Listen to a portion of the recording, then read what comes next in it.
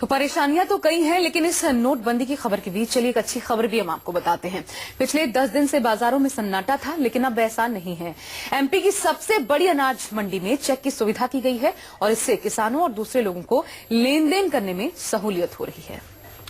वहीं चंडीगढ़ की सब्जी मंडी में चलता फिरता एटीएम लगा दिया गया है, जिससे लोगों को सब्जी के लिए पैसा निकालने और पेमेंट करने में काफी आसानी हो रही है।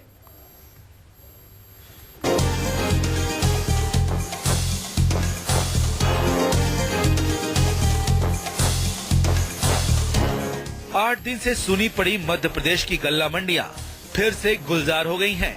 खेतों से मंडी में अनाज आना शुरू हो गया है। किसान और मालिक सभी काम धंधे पर लौट आए हैं।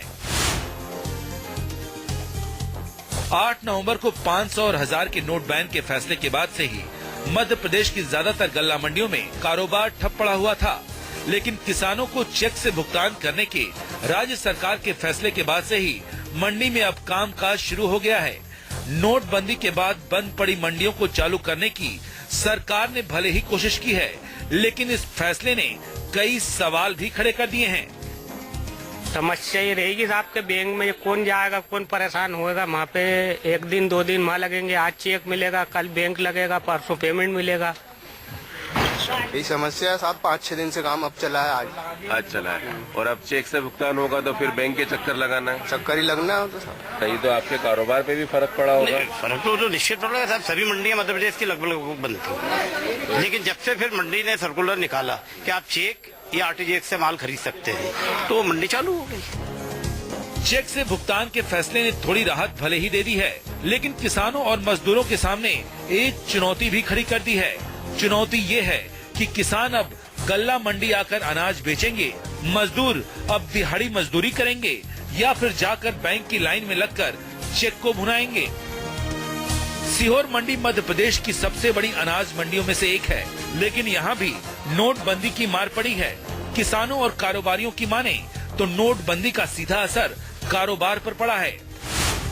औसतन 600 से 800 कुंटल तक का ही सौदा हो रहा है। आमतौर पर यहाँ 1000 कुंटल से ज्यादा कारोबार होता था।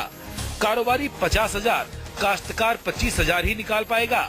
मंडी बोर्ड ने भुगतान चेक और आरटीजीएस से करने का आदेश दिया है।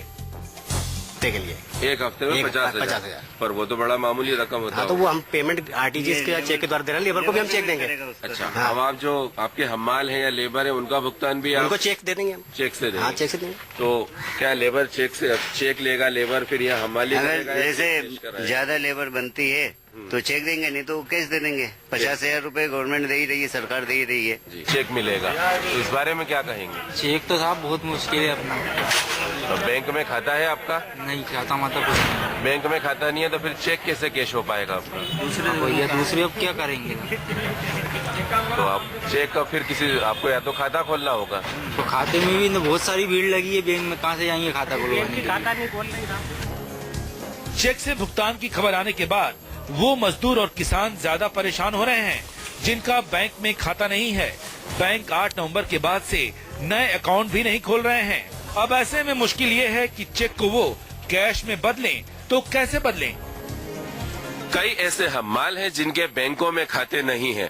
उन्हें अब अपना मेहनताना लेने के लिए पहले बैंक में खाता खुलवाना होगा, उसके बाद अपनी दिहाड़ी के लिए बैंक के चक्कर काटने होंगे। इनका यही कहना है कि साहब मजदूरी करें या बैंक के चक्कर लगाएं। चंडीगढ़ सब्जी मंडी में एसबीआई की एक कार जैसे ही पहुंची, दुकानदारों समेत ग्राहकों सभी के चेहरे खिल गए। दरअसल स्टेट बैंक ऑफ इंडिया ने नोटबंदी के बाद आई कैश की किल्लत को इस चलते फिरते माइक्रो एटीएम से दूर करने की कोशिश की है।